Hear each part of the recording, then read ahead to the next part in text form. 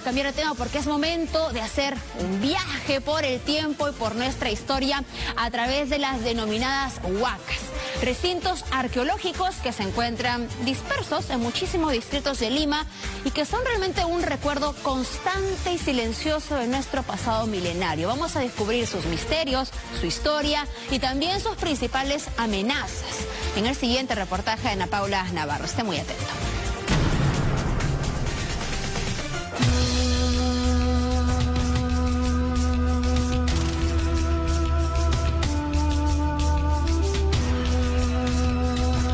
Convivimos con ellas. Fueron parte de nuestra historia y ahora lo son de nuestros barrios y comunidades. Las huacas en Lima tienen mucho por contar. Habían figuras en el templo pintado. Dice que cuando lo excavó encuentra restos de figuritas de maíz, pescados y hule, encuentra hasta un personaje, un hombrecito. Aquí está la restauración, pero quizás en los muros donde se Claro, puede ver... esta base, esta parte baja, así es como era. Si te das cuenta, o sea, no se ve el adobe pequeño, las divisiones, sino se ve como un muro completo. Importantes edificaciones que fueron construidas por las primeras sociedades en Lima, con fines ceremoniales o administrativos, amenazadas luego por el crecimiento de la ciudad, el tráfico de terrenos y el olvido.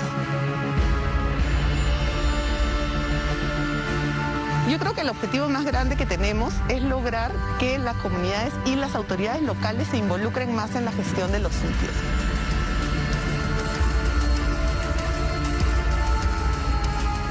Las huacas y complejos arqueológicos que tenemos en el Perú son el recuerdo latente de las culturas milenarias que habitaron en nuestro país.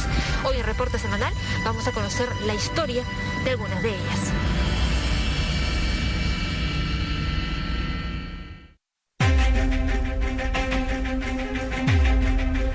Nuestra primera parada es el complejo arqueológico de Pachacámac, una joya que se conserva en óptimo estado y que fue por más de 1000 años el principal santuario de la costa central en la época prehispánica.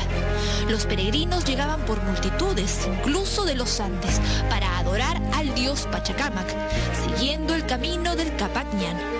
Esta es la entrada principal al santuario, donde se junta el camino de la sierra con el camino de los llanos.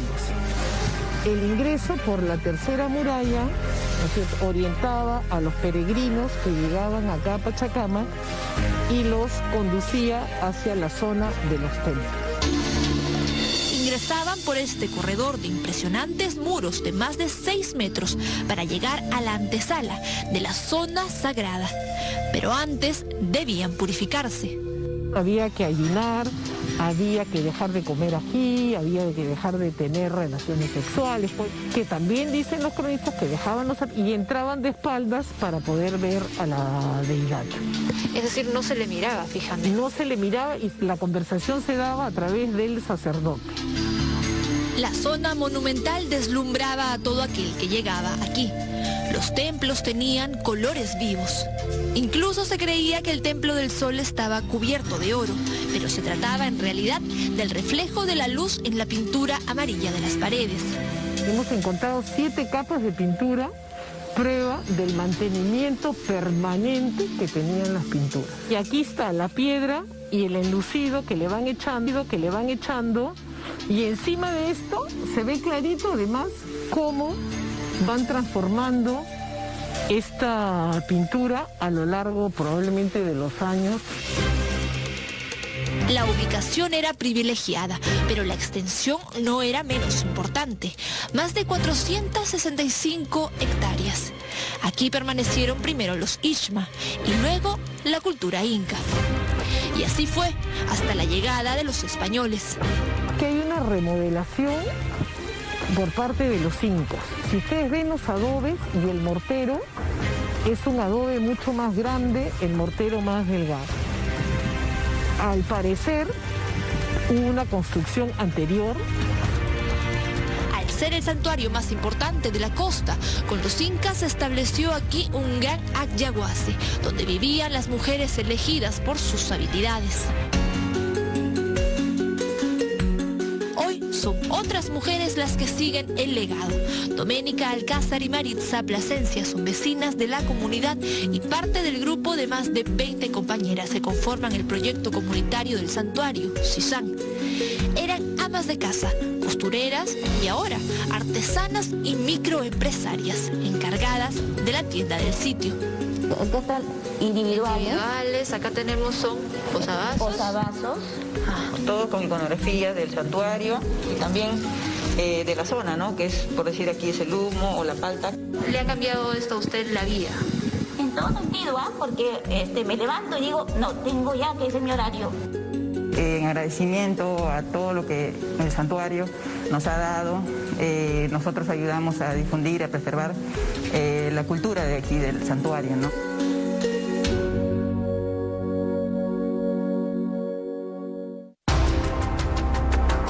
A 51 kilómetros de este punto, otra impresionante pieza histórica nos espera en Ate. Bienvenidos a la zona arqueológica monumental Huaycán de Pariachi.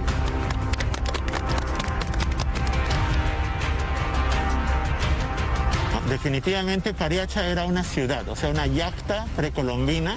Esta yacta tenía diferentes monumentos, diferentes construcciones, pirámides si se quiere.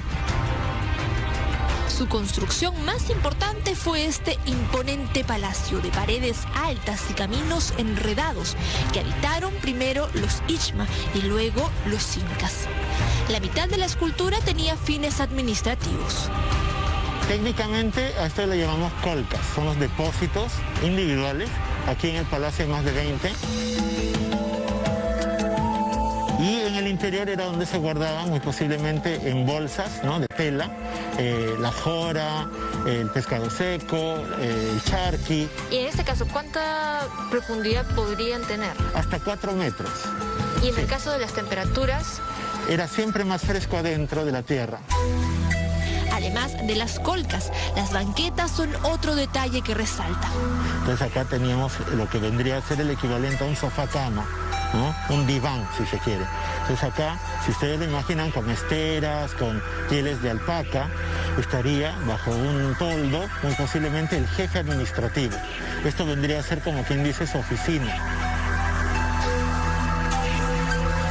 porque si avanzamos, por ejemplo, y nos remontáramos a ese entonces, él podía apreciar esto que era la parte de su dominio. Exacto. La otra mitad del palacio pertenecía a la máxima autoridad, el curaca. Vamos a ingresar a esta habitación, digamos, que tiene muros muy elevados y que es casi un cubo, ¿no? Y que tiene un ingreso bastante estrecho y que inmediatamente uno entra tiene que doblar a la derecha porque hay una estructura en escalera que nos impide el paso. Eso tiene que ver mucho con la religión. Es el lugar más sagrado, es la zona de las tumbas de la familia del curaca. Pero esta es la única tumba, digamos, en este palacio que está el ambiente del contenido, donde estarían los fardos funerarios, en contacto directo con la roca madre. Lo que para nosotros es un fragmento de mineral, para ellos eran los huesos de sus dioses, los apus, las montañas eran seres vivos, ¿no? Son los vecinos organizados los que protegen y mantienen vivo el lugar, como lo hace el colectivo Huaycán Cultural. Están por inaugurar un recorrido con guiado en quechua y han organizado junto al Ministerio de Cultura actividades de limpieza y eventos diversos en el lugar. A ver si así despiertas del sueño que entretiene moreno tu sentimiento. Pero las amenazas al esfuerzo son constantes. Tenemos que siempre generar espacios dentro de la zona arqueológica para el uso de la población, para que ellos tengan un interés y nos ayuden a su preservación. Nosotros como Ministerio de Cultura solos no podemos hacernos cargo de todos los sitios. Los sitios son de todos los ciudadanos y las ciudadanas. La ciudad está llena de estos patrimonios culturales, cuyos detalles muchas veces desconocemos. ¿Por qué se llama finalmente Mateo Salado el lugar? Recibe el nombre por un inmigrante francés del siglo XVI Esta persona venía escapando de la Santa Inquisición en Europa, de las persecuciones, y llega al Perú y se asienta cerca de estos edificios. Se le hacen varias acusaciones por herejía, por brujería, y pasa a la historia porque es la primera persona muerta por la Inquisición en el Perú. El complejo arqueológico Mateo Salado, ubicado en el límite de Pueblo Libre, cercado de Lima y Breña, tiene una belleza única y una historia por descubrir. Estos hoyos que tú puedes ver, lo que hacían era contener una suerte de cantos o ceramios en los cuales se almacenaban diversas ofrendas, como granos, semillas. Y lo interesante de este espacio es que estaba contiguo a este de acá, que ha desaparecido, pero que en su momento debió ser el espacio más importante del edificio porque era el espacio más sagrado. ¿Qué pasó con él? En la colonia, este fue, como puedes ver, destruido por los españoles.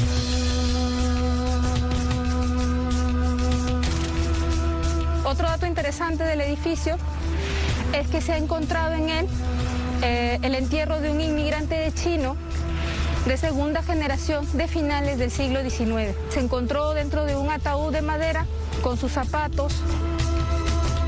Pero también están aquellas huacas que con el crecimiento de la ciudad quedaron ubicadas dentro de las urbanizaciones, como ocurre con la huaca Santa Catalina en el distrito de La Victoria. Si te das cuenta, o sea, hemos subido varios pisos, o sea, estamos como en un segundo, quizás tercer piso en la actualidad, y desde la parte alta de las huacas se podía ver en la mayoría de casos de Lima. Aquí se habrían asentado los Ixma. Si pensamos que este lugar era un tambo, tendría que haber lugares de almacenaje, ¿no? Entonces tenemos estas pequeñas estructuras, como unos pequeños recintos, que tú dirías, no hay una escalera, o sea, no bajas, no es una habitación, claro. Pero encontramos algunas cosas interesantes y son estos huecos a los lados de las paredes de estos silos o pozos.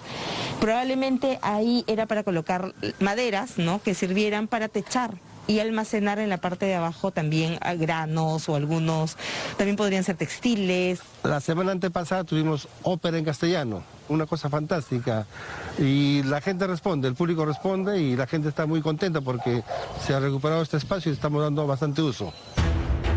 Convertir las huacas en espacios públicos que la comunidad valore, proteja y disfrute es el objetivo, pero muchas veces el desconocimiento y el olvido son los peores enemigos. Y por aquí también pasan bicicletas, autos, aquí están las huellas de su camino, de repente algunos pasan por aquí. Estas casas están bastante cerca de acá. Sí, están en el límite, algunas han, digamos, infringido la normatividad. Hay un proceso en ese sentido. Muchas de las huacas que ahorita tenemos alrededor de Lima han quedado como que subsumidas, incorporadas a veces espacios públicos, pero a veces no, a veces simplemente son como pequeños hitos en medio de casas y que con las justas tienen un mínimo espacio de respiro. Los registros del Ministerio de Cultura hablan de más de 400 huacas que existieron en Lima, pero fueron desapareciendo. Mantenerlas en pie es una obligación de las autoridades. Respetarlas y conocerlas, un deber de todos nosotros como comunidad.